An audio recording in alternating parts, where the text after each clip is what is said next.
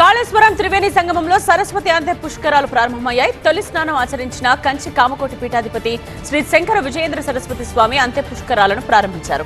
త్రివేణి సంగమంలో పలువురు మంత్రులు పుణ్యస్నానాలు ఆచరించారు. ఇవాటి నుండి జూన్ 1 వరకు 12 రోజుల పాటు అంత్య పుష్కరాలు జరగనున్నాయి. కాళేశ్వరం సరస్వతి అంత్య పుష్కరాల వేడుకకు ఇవాళ గవర్నర్ శివప్రతాప్ శుక్లా హాజరు కానున్నారు.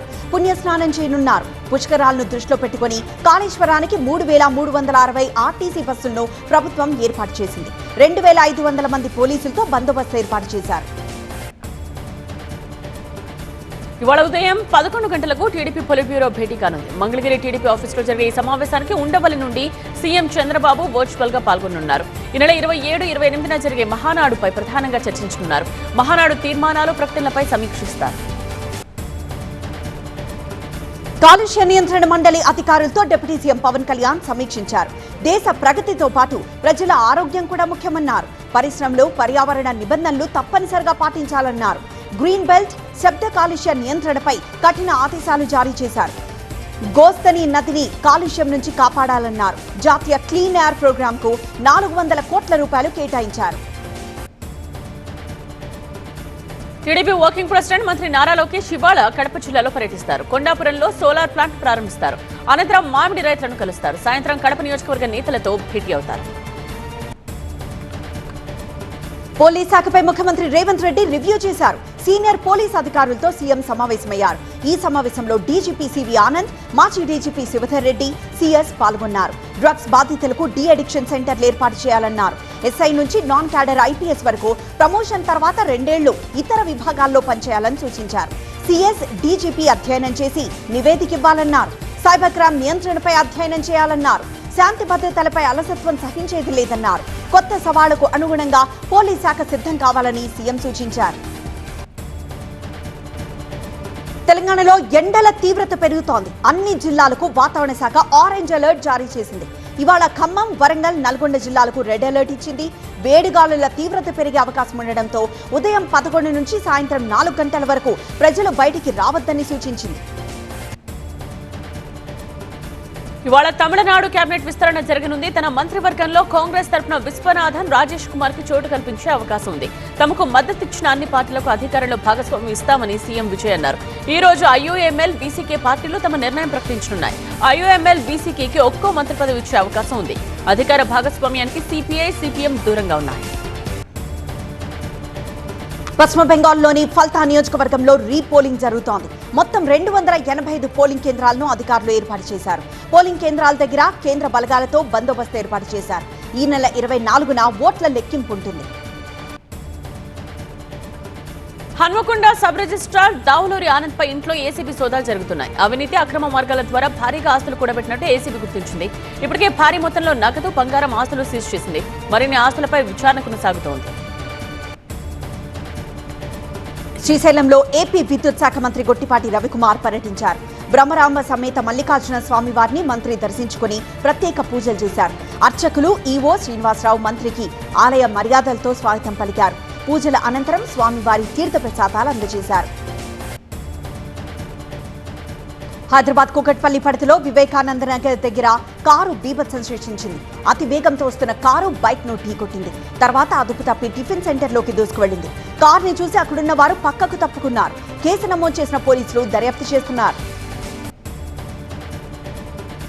పశ్చిమ గోదావరి జిల్లా యలమంచిలి మండలం బాడవ గ్రామంలో దారుణం జరిగింది. కన్న తల్లిపై కొడుకు, కోడలు విచక్షణారహితంగా ఇనుప రాడ్డుతో దాడి చేశారు. తర్వాత ఇంట్లో పెట్టి తాళం వేశారు. ఆ తర్వాత ఆస్తి తగాదాల కారణంగా తల్లిపై కొడుకు దాడి చేసినట్టుగా తెలుస్తోంది. నంద్యాల జిల్లా గండిపేటలో అగ్ని ప్రమాదం జరిగింది. నన్నూరు పుల్లయ్యకు చెందిన ఇంట్లో గ్యాస్ సిలిండర్ పేలింది. ఘటన జరిగిన సమయంలో ఇంట్లో ఎవరూ లేకపోవడంతో పెను ప్రమాదం తప్పింది. ఈ ప్రమాదంతో భారీగా ఆస్తి నష్టం జరిగిందని బాధిత కుటుంబం చెబుతోంది. మార్కాపురం జిల్లా త్రిపురాంతకం మండల రామసముద్రంలో ఉరుములు మెరుపులతో కూడా భారీ వర్షం కురిసింది. పొలం నుండి వస్తున్న 3 మహిళలపై పిడుగుపడింది. ఈ ప్రమాదంలో ఒక మహిళ గాయపడింది. గాయపడ్డ మహిళను స్థానికులు ఎర్రగొండపాలెంలోని ప్రైవేట్ ఆసుపత్రికి తరలించి చికిత్స అందించారు. బాపట్ల జిల్లాలో గాలివాన బీభత్సం సృష్టించింది. పర్చూరు, కారంచేడు, ఇంకొల్లు మండలాల్లోని పలు గ్రామాల్లో ఈదురుగాలులతో కూడిన వర్షానికి పలు చోట్ల చెట్లు, విద్యుత్ స్తంభాలు విరిగిపడ్డాయి. వానకు మిరప పంట దెబ్బతింది. 4 ఏళ్ల రైతు గోడు 4 నిమిషాల్లో క్లియర్ అయింది. రంగారెడ్డి జిల్లా ఇబ్రహీంపట్నం మండలం రాయపోలు గ్రామానికి చెందిన అచ్చన శ్రీశైలం అనే రైతు భూ సమస్యతో రెవెన్యూ కార్యాలయం చుట్టూ తిరుగుతూ 4 ఏళ్లుగా ఇబ్బంది పడుతున్నాడు. రైతు సమస్యను తెలుసుకున్న అదనపు కలెక్టర్ వెంటనే పరిష్కరించారు. హైదరాబాద్ పాతబస్తీ కామాటిపుర పోలీసులు మానవత్వం చాటుకున్నారు. మానసిక స్థితి సరిగా లేని మహిళ అర్ధరాత్రి రోడ్డుపై తిరుగుతూ కనిపించింది. అక్కడే వీధుల్లో ఉన్న కామటిపురం సిఐ ప్రసాదరావు మహిళ భద్రతను దృష్టిలో పెట్టుకుని ఆమెను దగ్గరకు పిలిచి ఆత్మీయంగా మాట్లాడారు. చెక్పోస్ట్ దగ్గర సురక్షితంగా ఆశ్రయం కల్పించారు. కామాటిపుర పోలీసుల సేవాభావంపై స్థానికులు ప్రశంసలు కురిపిస్తున్నారు. భద్రాచలంలో పోలీసులు నిఘా పెంచారు. భద్రాచలం నుండి జాతీయ రహదారిపై ప్రయాణిస్తున్న వాహనాలను క్షుణ్ణంగా తనిఖీలు చేస్తున్నారు. పట్టణంలో స్పెషల్ డ్రైవ్ నిర్వహిస్తున్నారు. గంజాయి రవాణాకు చెక్ పెట్టేందుకు బ్రిడ్జ్ పాయింట్ చెక్ పోస్ట్ దగ్గర తనిఖీలు చేస్తున్నారు. ఇటలీ పర్యటన విజయవంతమైందని ప్రధాని మోదీ అన్నారు. ఇటలీ ప్రధాని మెలోనీతో అనేక రంగాలపై చర్చించానని చెప్పారు. భారత్ ఇటలీ సంబంధాలను పెంపొందించాలని నిర్ణయించామన్నారు. మెలోనీ ఇటలీ ప్రజల స్నేహానికి మోదీ ధన్యవాదాలు తెలిపారు.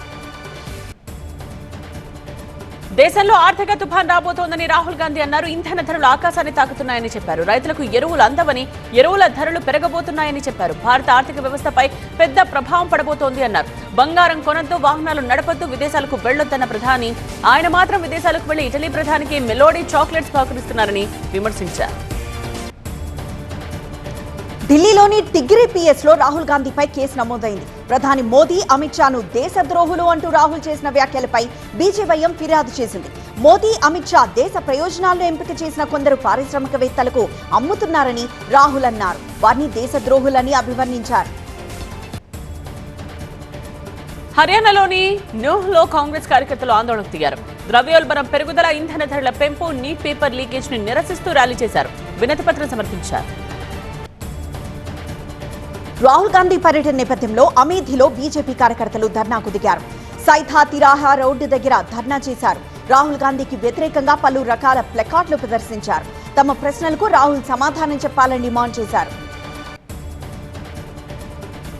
తీవ్ర వడగాళ్లతో యూపీ ప్రభుత్వం అలర్ట్ అయింది. ప్రభుత్వ ఆసుపత్రిలో విస్తృత ఏర్పాట్లు చేసింది. కాన్పూర్ ప్రభుత్వ ఆసుపత్రిలో ప్రత్యేక వార్డును వైద్యాధికారులు ఏర్పాటు చేశారు. ఇప్పటికే ఉత్తరప్రదేశ్ లో పలు జిల్లాల్లో 47 డిగ్రీలకు పైగా ఉష్ణోగ్రతలు నమోదవుతున్నాయి. సుమారు 100 మంది వడదెబ్బకు చనిపోయినట్టు అధికారిక లెక్కలు చెబుతున్నాయి. జమ్మూ కశ్మీర్లోని బందిపురాకు పర్యాటకులు పోటెత్తారు. ఆహ్లాదకర వాతావరణంతో ఎంజాయ్ చేస్తున్నారు. దేశం రోజు రోజుకు పెరుగుతున్న ఉష్ణోగ్రతల నుంచి ఉపశమనం పొందేందుకు పర్యాటకులు కశ్మీర్లోని చల్లని ప్రదేశాలకు పెద్ద ఎత్తున వెళ్తున్నారు. యుద్ధం కారణంగా మూతపడిన ఇరాన్ స్టాక్ ఎక్స్చేంజ్ తిరిగి ప్రారంభమైంది. ఫిబ్రవరి 28న యుద్ధం ప్రారంభమైన రోజు నుండి స్టాక్ ఎక్స్చేంజ్ మూతపడింది. ఇన్ని రోజులు స్టాక్ మార్కెట్ మూతపడి ఉండటం ఇరాన్ చరిత్రలో ఇదే మొదటిసారి.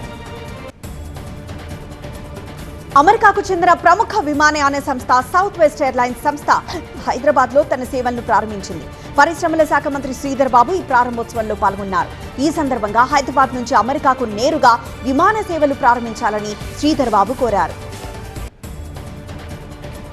చొరబాట్లను నివారించేందుకు భారత్ బంగ్లాదేశ్ సరిహద్దుల్లో కంచె వేసేందుకు ప్రభుత్వ భూమి బదలాయిస్తామని బెంగాల్ సీఎం సువేందు అధికారి ప్రకటించారు. బీఎస్ఎఫ్ అధికారులతో సువేందు కోల్కతాలో సమావేశమయ్యారు. 27 కిలోమీటర్ల కంచె నిర్మాణంతో ఈ పనులు తక్షణమే చేపట్టనున్నారు. పహల్గామ్ ఉగ్ర దాడిలో పర్యాటకులను రక్షించి ప్రాణాలు కోల్పోయిన ఆదిల్ హుసేన్ షా పేరును అనంతనాగ్లోని ఒక స్కూల్ కి పెట్టారు. ఆదిల్ షా గుర్రం నడిపే వ్యక్తి. ఈ కార్యక్రమంలో కశ్మీర్ విద్యాశాఖ మంత్రి ఆదిల్ షా కుటుంబ సభ్యులు పాల్గొన్నారు. భారతదేశపు మొట్టమొదటి తదుపరి ఆఫ్ షోర్ పాట్రోల్ నౌక యాట్ 3039 కోల్కతాలో జలప్రవేశం చేసింది. ఈ నౌక చేరికతో భారత నౌకాదళ నిఘా వ్యవస్థ గణనీయంగా బలోపేతం కానుంది. 117 మీటర్ల పొడవుతో ఉన్న నౌక 3000 టన్నుల బరువు ఉంటుంది. ఇందులో 24 మంది అధికారులు, 100 మంది నావికులు ప్రయాణించవచ్చు. ప్రధాని మోదీ, హోంమంత్రి అమిత్ షా ఎంపిక చేసిన కొందరు పారిశ్రామికవేత్తలకు దేశ ప్రయోజనాలు నమ్ముతున్నారని కాంగ్రెస్ నేత రాహుల్ గాంధీ ఆగ్రహం వ్యక్తం చేశారు. వారిని దేశద్రోహులని అభివర్ణించారు. బీజేపీ, ఆర్ఎస్ఎస్ కు వ్యతిరేకంగా జనం నిలబడి పోరాడాలని రాహుల్ పిలుపునిచ్చారు. ఒడిషాతో ఆర్థిక, సాంస్కృతిక, పర్యాటక సంబంధాలు విస్తరించుకునేందుకు జపాన్ ఆసక్తి చూపుతోంది. కోల్కతాలోని జపాన్ ప్రతినిధి ఇషిగావా ఒడిశా సీఎం మోహన్ చరణ్ మాంఛీతో సమావేశమయ్యారు. ఒడిశా, జపాన్ మధ్య దీర్ఘకాలికంగా ఉన్న చారిత్రక, సాంస్కృతిక సంబంధాలను ఇద్దరు గుర్తు చేసుకున్నారు.